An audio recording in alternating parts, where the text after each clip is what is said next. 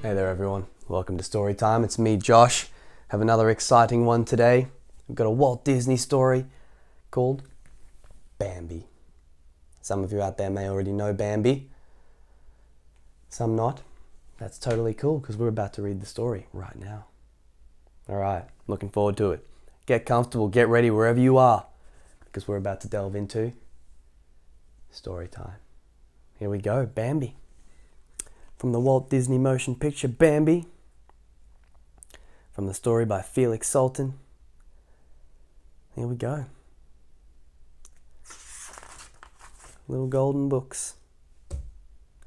Bambi came into the world in the middle of a thicket. One of those little hidden forest glades which seem to be open but are really screened in on all sides. The magpie was the first to discover him. "This is quite an occasion," he said. "It isn't often that a young prince is born. Congratulations." And birds chatting. Bambi's mother looked up. "Thank you," she said quietly. Then she nudged her sleeping baby gently with her nose. "Wake up," she whispered. "Wake up." The fawn lifted his head and looked around. He looked frightened and edged closer to his mother's body. She licked him reassuringly and nudged him again. He pushed up on his thin hind legs trying to stand. His forelegs kept crumbling, but at least they bore his weight, and he stood beside his mother. "What are you going to name the young prince?" asked the baby rabbit. "I'll call him Bambi," the mother answered.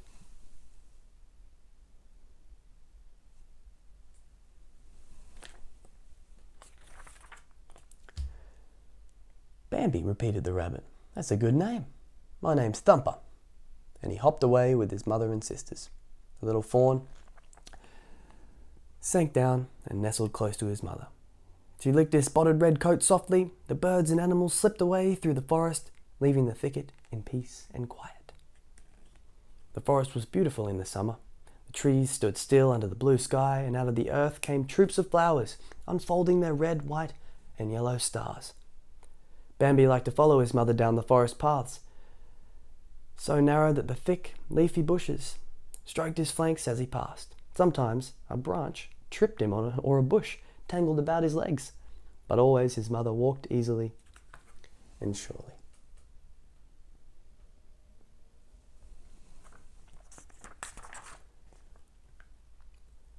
They were all friends along these forest paths. The possums, hanging by their long tails from the branches of a tree, said, "Hello, Prince Bambi." As Bambi and his mother reached a little clearing in the forest, they met Thumper and his family. "Come on, Bambi," said Thumper. "Let's play." And Bambi began to run on his stiff, spindly legs. Then he saw a family of birds on a low branch. He stared at them.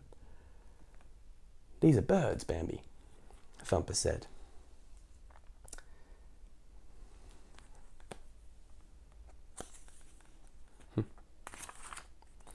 "Birds," said Bambi, slowly.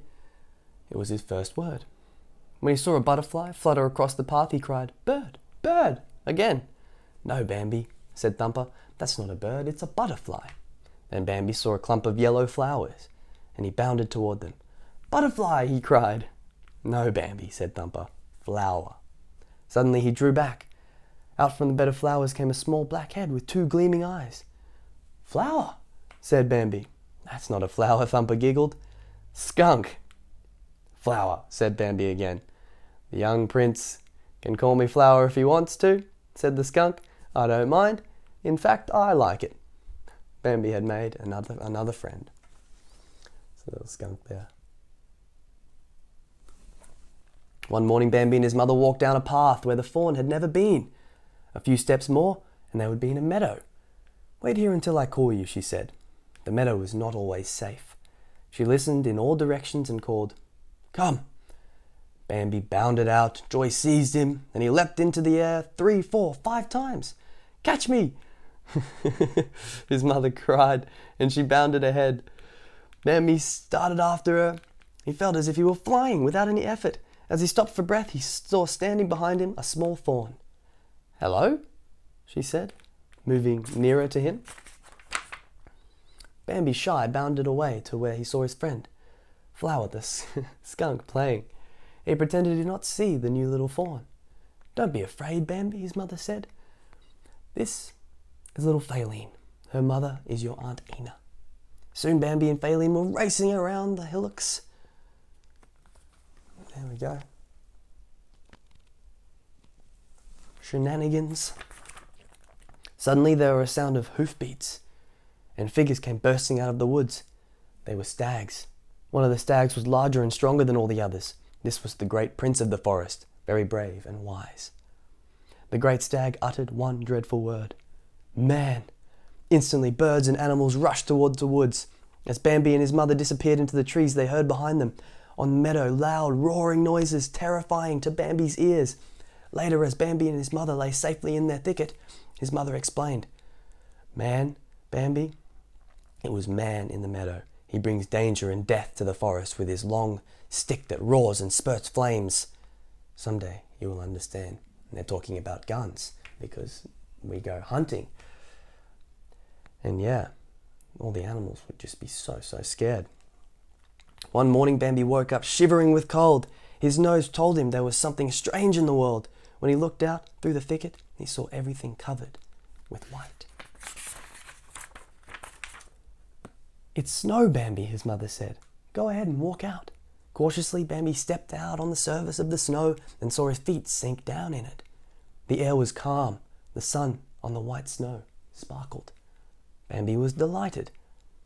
As he walked, stepping high and carefully, a breeze shifted a branch above him ever so slightly, just enough to tip a heavy load of snow on Bambi's head. He jumped high in the air, startled and frightened, then ran on, licking the snow from his nose. It tasted good, clean and cool. Ever eaten snow before? It's just like ice, just like water. It's refreshing. Thumper was playing on the ice-covered pond, and Bambi trotted gingerly down the slope and out onto the smooth ice too. His front legs shot forward, his rear legs slipped back, and down he crashed. He looked up to see Thumper laughing at him. He finally lurched to his feet and skidded across the ice dizzily, landing headfirst in a snowbank on the shore. As he pulled himself out of the drift, he and Thumper heard a faint sound of snoring, peering down into a deep burrow. They saw the little skunk lying peacefully asleep on a bed of withered flowers. "Wake up, Flower!" Bambi called. "Is it spring yet?" Flower asked sleepily. "No, winter's just beginning," said Bambi. "I'm hibernating," the little skunk smiled. "Flowers always sleep in the winter." And he dozed off again. So Bambi learned about winter. It was a difficult time for all the animals in the forest. Food grew scarce. Sometimes Bambi and his mother had to strip back from trees and eat it.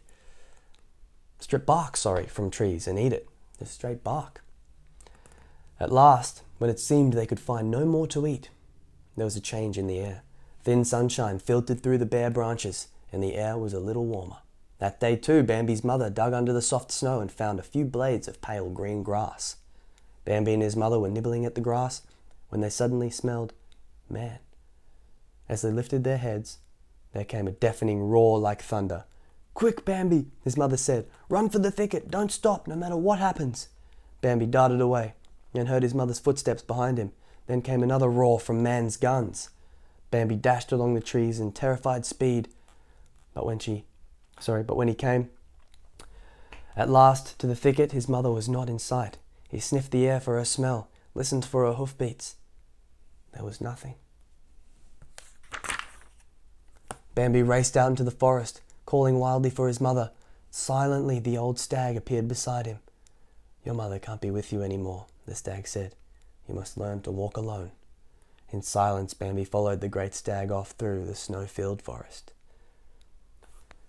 You can see there. It's sad.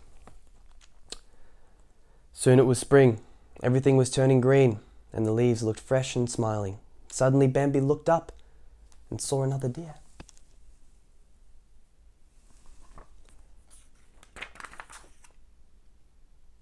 There's no other deers there, but it says, "Hello, Bambi," said the other deer. "Don't you remember me? I'm Faline." Bambi stared at her. "Faline, was now a graceful and beautiful doe, which is like a female deer. A strange excitement swept over Bambi. When Felix trotted up and licked his face, Bambi started to dash away. But after a few steps, he stopped. Felix dashed into the bushes and Bambi followed. Suddenly Rono, a buck with big antlers, stood between Bambi and Felix. "Stop," he cried. "Felix is going with me."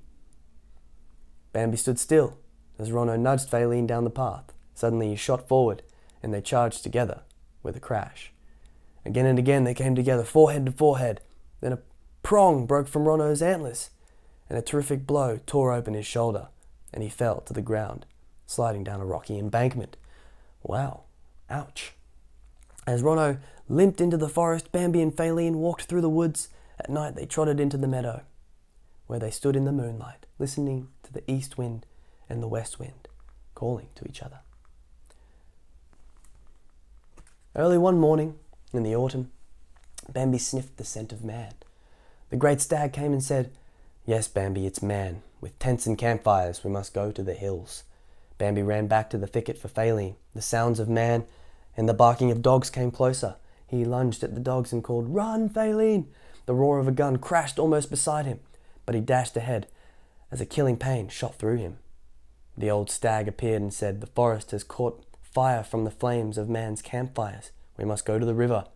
They plunged into the raging fire and then fell into cool, rushing water. Panting and breathless, they struggled onto a safe shore, already crowded with other animals. With a cry of joy, Felix came running to him and gently licked the wound on his shoulder. Together they stood on the shore and watched the flames destroy their forest home. But soon spring came again, and green leaves and grass and flowers covered the scars left by the fire. Again news went through the forest. "Come along, come to the thicket." At the thicket, the squirrels and rabbits and birds were peering through the undergrowth at Felix and two spotted fawns.